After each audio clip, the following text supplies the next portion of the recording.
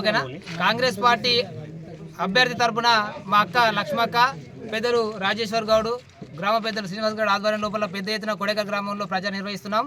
ఈ ప్రచారంలో భాగంగా ప్రజల నుంచి విశేషమైన స్పందన కనబడతా ఉంది.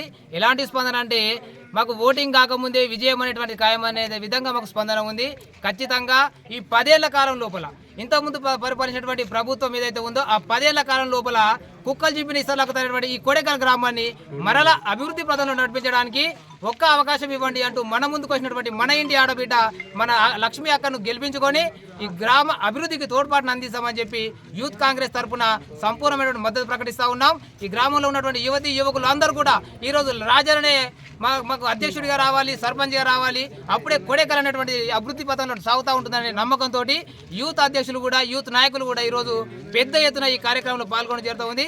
మేము ముందే చెప్తా ఉన్నాం, కౌంటింగ్ జరగకముందే కొడేకల్ గ్రామంలో కాంగ్రెస్ జెండా అనేటువంటి దుందుబి మోగిస్తూ ఉందనే విషయాన్ని మేము సవినయంగా కోరుకుంటా ఉన్నాం.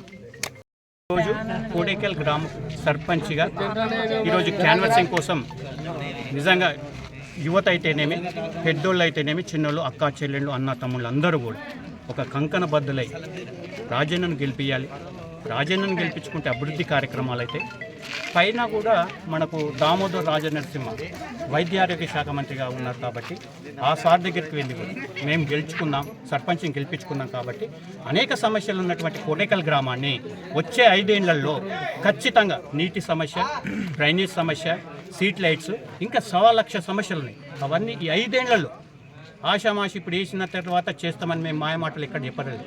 ఈ 5 సంవత్సరాలు నిజంగా మేము చెప్పినాం, ప్రజల వద్దకు వెళ్ళి ప్రజలకు మేము చెప్పిన మాట కట్టుబడి ఉన్నాం. ఈ 5 ఏళ్లలో ఆ పనులు చేసి తీరుతాం. వచ్చే 5 ఏళ్లకు కూడా బునాది వేస్తున్నాం. Thank you.